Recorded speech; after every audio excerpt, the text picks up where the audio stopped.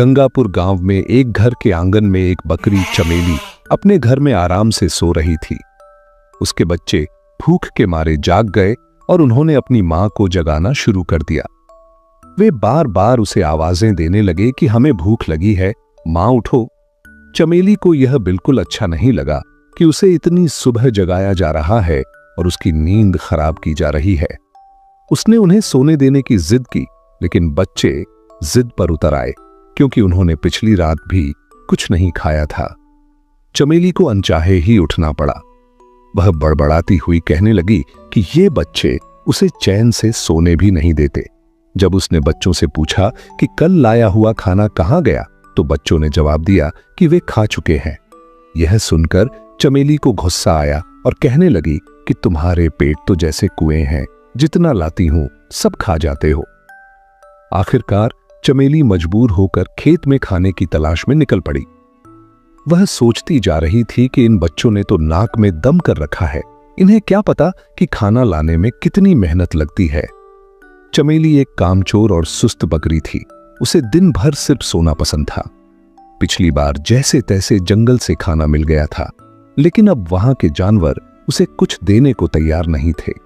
वह सोचने लगी कि अब खाना कहां से लाए।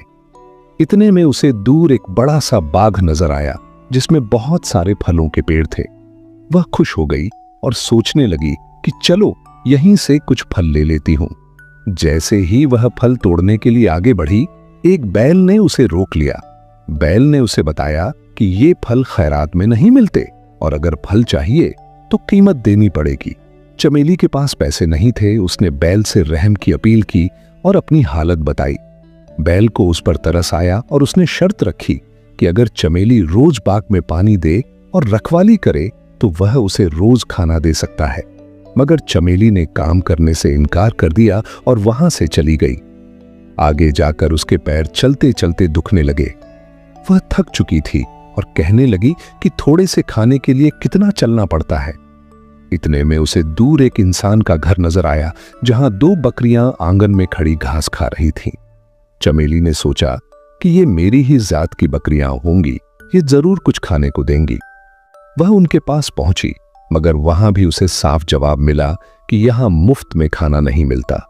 इन बकरियों को रोज मालिक को दूध देना पड़ता था, तब जाकर खाना मिलता है। इतने में घर का मालिक आया जिसका नाम हरिया था। उसने चमेली से पूछा कि वह कहां से आई है। चमेली ने बताया कि उसके बच्चे भूखे हैं, उसे खाने की जरूरत है। हरिया ने भी शर्त रखी कि अगर वह दूध दे तो रोज अच्छा खाना देगा, मगर चमेली ने इनकार कर दिया और वहां से भी चलती बनी। थोड़ा आगे जाकर चमेली को एक खेत नजर आया जो खाली था और वहां बहुत सारी फसलें थीं। चमेली ने सोचा कि यहां से तो मुफ्त का खाना मिल जाएगा। उसने मौके का फायदा उठाया और खूब पेट भर के खाया और अपने बच्चों के लिए भी बहुत सारी फसल तोड़ ली। खाने के बाद वह एक पेड़ के नीचे सो गई। कुछ देर बाद खेत का मालिक चमन आया। उसने देखा कि उसकी फसल किसी ने तोड़ी है। वह गुस्से से चमेली को पेड़ से बांध देता है और इल्जाम लगाता है कि उसने चोरी की है। चमेली रहम की अपील करती है, मगर चमन का दिल नहीं पसीजता। वह घर के अंदर चला जाता है और चमेली 3 दिन तक भूखी प्यासी बंधी रहती है। उधर चमेली के बच्चे घर में बैठे अपनी मां का इंतजार कर रहे थे और सोचने लगे कि मां कहीं फिर सो तो नहीं गई। वे कहते हैं कि मां कितनी सुस्त और कामचोर है, शायद उसे हमारी परवाह नहीं, मगर हमें उसकी फिक्र है। चलो हम उसे ढूंढने निकलते हैं। उधर चमेली बहुत कमजोर हो चुकी थी। रात के वक्त एक चूहा उसके पास आता है जो उसे पहचान लेता है। चमेली उससे विनती करती है कि उसके बच्चों का हाल बुरा है, उसे आजाद कर दे। पहले चूहा इनकार करता है, लेकिन जब चमेली उसे गणपति बप्पा का वास्ता देती है तो वह रस्सी काटकर चमेली को आजाद कर देता है। चमेली फौरन अपने बच्चों के लिए खाना लेकर घर पहुंचती है, मगर बच्चे गायब होते हैं। वह घबरा जाती है और उनकी तलाश में निकल पड़ती है। कई घंटों बाद वह दोबारा उस बैल के पास पहुंचती है जो बाग का मालिक था। वह बैल बताता है कि बच्चे 2 दिन पहले उसके पास आए थे और अपनी मां के बारे में पूछ रहे थे, मगर जब बैल ने उन्हें बताया कि उनकी मां एक कामचोर बकरी है तो बच्चे शर्मिंदा होकर वहां से चले गए। चमेली रोती हुई बच्चों की तलाश में हर तरफ भटकती है और चलते चलते हरिया के घर पहुंचती है। हरिया उसे पहचान लेता है और पूछता है कि वह फिर चोरी करने आई है।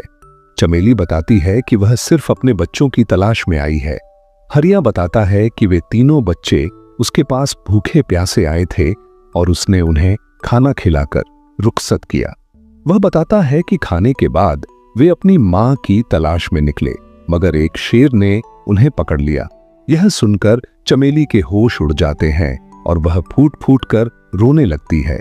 उसे एहसास होता है कि बच्चों की मौत की जिम्मेदार वह खुद है, क्योंकि उसने काम न किया, सिर्फ आराम को तरजीह दी। अगर वह उस दिन बैल की बात मानकर काम कर लेती या हरिया की शर्त मान लेती तो उसके बच्चे आज जिंदा होते। वह गमगीन होकर चमन के खेत में वापस जाती है और उससे कहती है कि वह उसे दोबारा पेड़ से बांध दे, क्योंकि वह अब जीना नहीं चाहती। चमन यह सुनकर हैरान हो जाता है, मगर उसकी सच्चाई सुनकर उसे तरस आता है और कहता है कि वह सजा नहीं देना चाहता।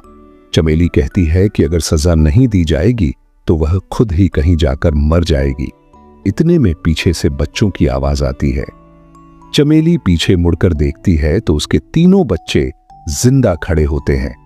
वह खुशी से बेहाल हो जाती है और उन्हें गले लगा लेती है। बच्चों को बचाने वाला चूहा बताता है कि जब उसे पता चला कि बच्चों को शेर ने घेर लिया है तो वह फौरन पहुंचा और शेर को डराकर बच्चों को बचा लाया। चमेली हरिया से कहती है कि वह अब हमेशा उसके खेत में मेहनत करके अपने बच्चों के साथ रहना चाहती है। हरिया कहता है कि अब उसे यकीन हो गया है कि मेहनत करने वाला कभी भूखा नहीं मरता।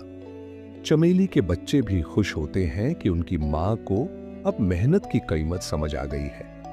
उस दिन के बाद से चमेली और उसके बच्चे हरिया के खेत में मेहनत से काम करते हैं और खुशी खुशी अपनी जिंदगी गुजारने लगते हैं।